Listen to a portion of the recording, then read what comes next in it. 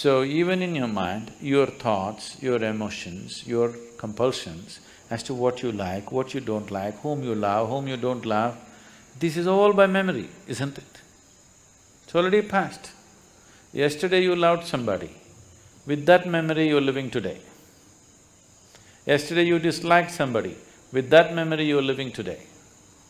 So you're trying to live that which is over. If you try to live that which is over, that which is will bypass you. So yoga means to liberate yourself from that information which determines who I am right now. That information which determines the color of my skin, that information which determines the shape of my body, that information should not determine how I think, how I feel, how I experience my life, but unfortunately it is. So if you become like this, that information does not determine how you are right now, then you are moving into yoga. So daily working, daily morning sadhana is just this, to slowly, gradually, to create the distance from that information. You don't have to lose it. People say, I want to forget. If you forget, you will once again do the same idiotic things all over again. Never ever forget. The more unpleasant your life has been, the more you should never forget. If you forget, you will do the same stupid things all over again. This is not about forgetfulness, but being able to carry. See, suppose today you have memory sticks. If it's all the time plugged in and all of it playing, you'll go crazy. You can carry it in your pocket, no problem. When you want, you stick it in your computer, otherwise you put it in your pocket, this is good. No problem. Memory is still there, but not compulsively working through you. When you want, consciously you can activate it, otherwise it lies there.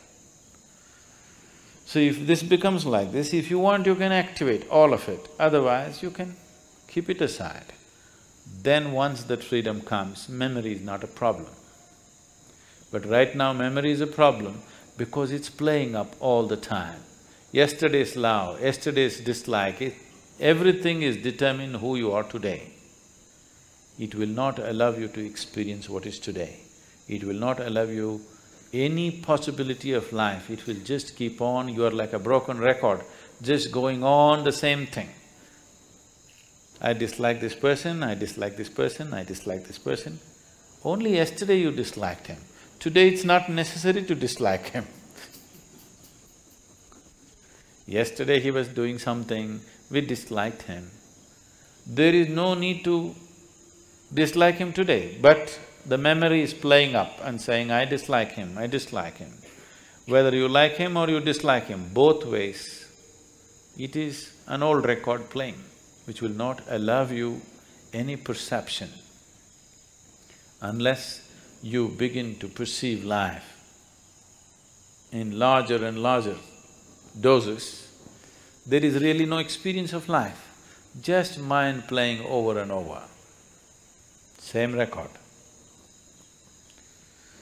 So yoga means breaking this cycle,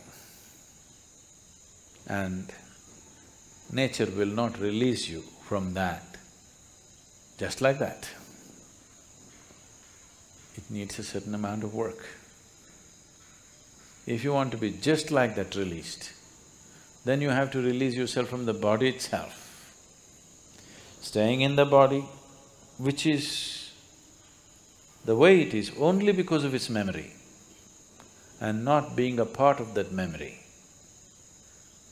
It is the foundations of information that we carry which has constructed this body the way it is. To live in it and not to be off it will not come easy. I'm not saying it's difficult, but it needs to be worked at. The sadhana is just about this. However simple the sadhana is, every day if it is worked at, slowly one can see a certain level of freedom happening within you step by step, maybe inch by inch. maybe micromillimeter by a micromillimeter, but nobody can say it is not releasing you. It will slowly release you. If you want to go rapidly, a lot more to do. You don't mind going slowly, something to do.